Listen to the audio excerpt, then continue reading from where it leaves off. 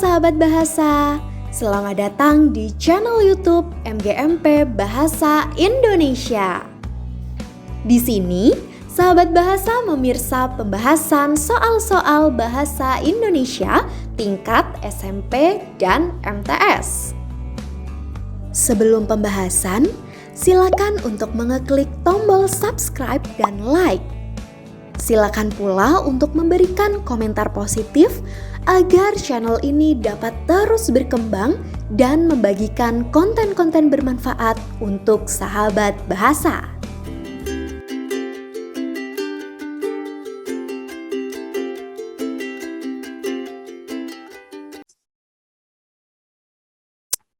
Halo Sobat Bahasa, pada kesempatan kali ini kita akan belajar dan membahas soal tentang mengomentari unsur intrinsik pada cerita. Yang kedua, menginterpretasi poster. Dan yang ketiga, mengomentari isi teks yang berisi fenomena. Bagaimana sahabat bahasa? Sudah siap ya?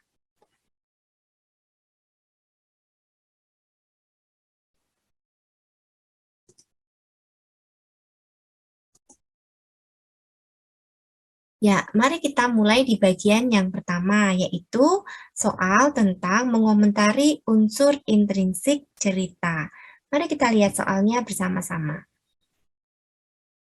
Nah, pada soal ini ada sebuah kutipan cerita yang menceritakan tentang seorang bernama Ciko dan apa yang dialami oleh Ciko. Nah, para sahabat bahasa diminta untuk memberi komentar yang tepat berdasarkan teks tersebut. Nah, karena komentar ini berkaitan dengan unsur intrinsik, tentunya sahabat bahasa bisa mengingat kembali ya apa saja yang termasuk dalam unsur intrinsik suatu cerita. Ada unsur intrinsik cerita tokoh utama atau tokoh, kemudian ada latar, ada sudut pandang, ada amanat, dan bisa ditambahkan lagi tema dan alur. Nah, karena pada soal ini hanya ada 4 unsur intrinsik ya yang menjadi opsi jawaban, kita hanya bahas 4 ini ya. Untuk pilihan A atau opsi A, tokoh utama dalam cerita tidak jelas sehingga menyulitkan pembaca dalam memahami cerita. Nah, apakah betul bahwa tokoh utamanya tidak jelas? Nah, mari kita lihat dalam teksnya. Di sini dikatakan, Ciko sesenggukan menangis di bawah hangatnya selimut. Dia tidak suka, dia di sini mengacu pada Ciko, dan kalimat selanjutnya juga membahas tentang Ciko. Nah, tentu kita bisa tahu tokoh utama dalam cerita ini adalah Ciko. Nah, tokoh utama adalah pemegang peran atau orang yang menjadi fokus penceritaan atau dikisahkan secara terus-menerus di dalam cerita. Jadi, opsi A tentu tidak tepat karena kita bisa menemukan bahwa tokoh utamanya adalah Ciko. Nah, bagaimana dengan opsi B? Cerita itu menonjolkan latar tempat dan waktu sehingga memudahkan pembaca memahami cerita. Mari kita cek apakah ada latar tempat dan ada latar waktu. Ciko sesenggukan menangis di bawah hangatnya selimut. Nah, ini menunjukkan tempat ya. Dia tidak suka kegelapan dan deru angin di luar sana. Kemudian ini menunjukkan waktu. Ditambah lagi latar waktu ada di sini, bergerak di malam hari. Nah, lalu ada lagi latar tempatnya, dia duduk di tempat tidur dan melihat ke sekeliling ruangan. Nah, jadi bisa dimungkinkan alternatifnya bisa B. Mari kita cek dengan opsi C dan D. Sudut pandang yang digunakan pada cerita itu adalah orang pertama, membuat pembaca lebih memahami isi cerita. Apakah kita sepakat bahwa sudut pandangnya adalah orang pertama? Nah, kita ingat kembali ya, bahwa sudut pandang itu adalah cara pengarang menempatkan diri atau posisi pengarang dalam penceritaan. Nah, masih ingat anak-anak sudut pandang ada dalam cerita ada sudut pandang orang pertama, ada sudut pandang orang ketiga. Sudut pandang orang pertama ini biasanya mengisahkan tentang aku, jadi tokohnya adalah aku. Sedangkan sudut pandang orang ketiga itu menceritakan tentang tokoh lain ya, biasanya disebutkan dengan nama. Ya, nama dari tokoh-tokoh itu. Nah, kalau kita lihat dalam soal ini, yang diceritakan adalah Ciko ya, jadi nama orang ya menceritakan tentang tokoh Ciko, bukan aku, sehingga dapat dikatakan bahwa sudut pandangnya bukan orang pertama, tetapi sudut pandang orang ketiga, sehingga opsi C ini tidak tepat. Sekarang kita lihat dengan bagaimana dengan opsi D. Amanah dalam cerita itu sangat menarik karena mengajarkan kita tabah menghadapi segala persoalan hidup. Nah, jika kita lihat pada kutipan ceritanya, ini belum nampak bahwa si tokoh itu tabah ya menghadapi segala persoalan hidup. Karena ketika dia kehilangan layangan kuning, dia ini ada kata sedih sekali. Kemudian dia sampai meneteskan air mata membasahi pipi si Ciko. Jadi opsi D kurang tepat, sehingga kita bisa simpulkan untuk jawaban dari nomor 21 ini adalah B. Bagaimana? Bisa ya? Oke, terima kasih.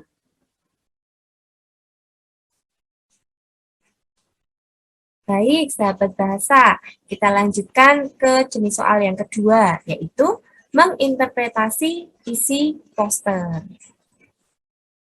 Berikut ini adalah contoh soal. Sebelum kita mengerjakan, mari kita ingat-ingat kembali pengertian poster. Apa itu poster dan bagaimana ciri-cirinya? Ya, poster itu adalah plakat yang dipasang di tempat umum. Nah, poster biasanya berukuran besar ya, berukuran besar, kemudian menonjolkan gambar, ada kata-kata juga. Nah, isinya pun beragam, ada yang berisi informasi, ada yang berupa imbauan, dan lain-lain. Nah, sekarang mari kita lihat soalnya. Pada soal ini kita melihat sebuah poster ya, yang menonjolkan gambar dan juga ada kata-katanya. Nah, poster itu terdiri dari dua bagian utama yang harus kita cermati ya saat kita akan mengerjakan soal. Yang pertama, yang biasanya ditulis besar atau di atas, ini adalah judul. Nah, kita harus cermati judulnya. Dan yang kedua, bagian kedua kita amati isi atau kontennya. Nah, sesudah itu baru kita pahami dan kita coba untuk melihat pada opsi-opsi jawaban, mana yang sesuai dengan judul dan isi poster. Nah, mari kita lihat opsi A. Membuang sampah haruslah di tempat sampah. Apakah sesuai dengan isi poster? Nah, kita lihat bahwa judulnya adalah buang sampah sesuai tempatnya. Pasti di tempat sampah ya. Namun harus sesuai dengan jenis sampahnya. Di sini ada kata memilah ya. Nah, jadi ketika kita membuang sampah, kita harus lihat sampah apa yang kita buang, gitu ya. Di sini ada gambar, ada tulisan anorganik, organik, ada sampah residu. Nah, untuk itu opsi jawaban A menjadi kurang tepat karena tidak sesuai dengan bagian isi. Nah, ini ya, jadi ini kurang tepat. Yang B, membuang sampah menjadikan lingkungan sekitar bersih. Ya, pasti ya, kalau sampahnya berserakan, lingkungan menjadi tidak bersih. Tetapi hal ini tidak sesuai dengan judul dan isi poster. Jadi kurang tepat ya. Karena masih terlalu umum pernyataan ini, sedangkan pada posternya sudah mengarah untuk membuang sampah sesuai dengan di tempat sampah yang sesuai dengan jenis sampahnya. Yang C, membuang sampah sembarangan adalah tindakan tidak terpuji. Ya, ini juga tidak ada pada bagian judul maupun isi poster. Jadi tentu jawabannya bukan C. Nah, bagaimana dengan opsi D? Membuang sampah harus di tempat sampah yang sesuai dengan jenisnya. Maksudnya di sini adalah jenis sampah yang kita buang ya, apakah anorganik, organik, atau sampah residu. Jadi jawaban dari pertanyaan ini adalah D. Terima kasih. Kita lanjut lagi di soal yang berikutnya.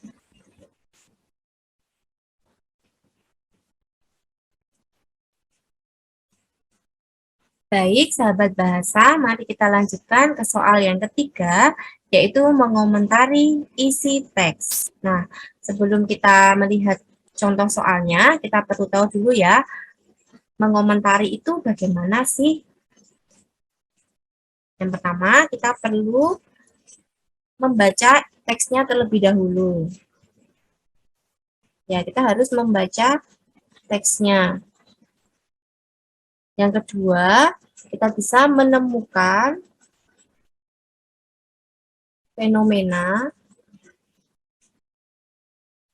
atau bisa jadi masalah ya, masalah yang diangkat ya, masalah dalam teks tersebut. Dan yang ketiga, kita bisa menentukan saran yang sesuai dengan fenomena itu.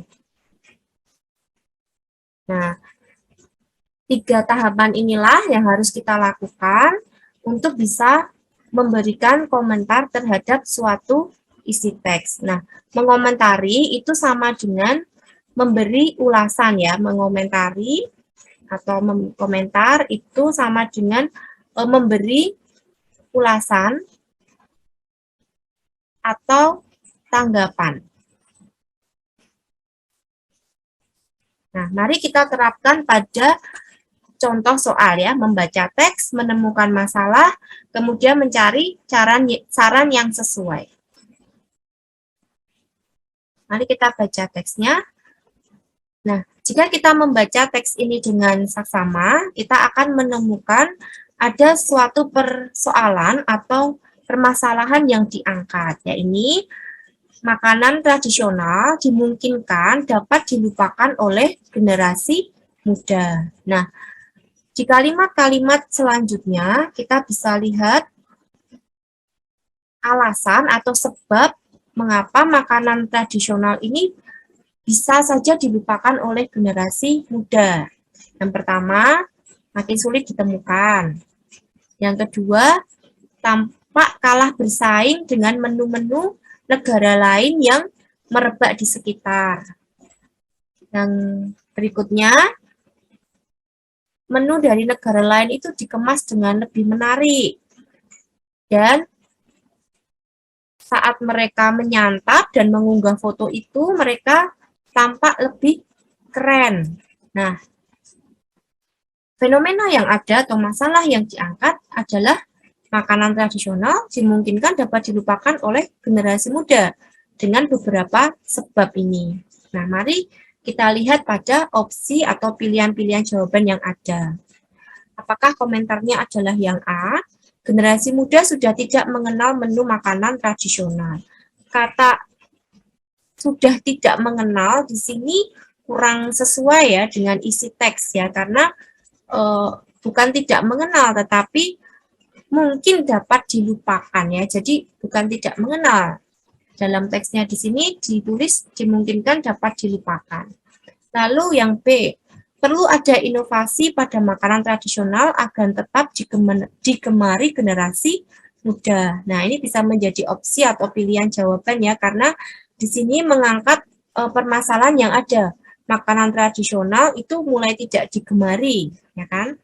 Dan sarannya perlu ada inovasi.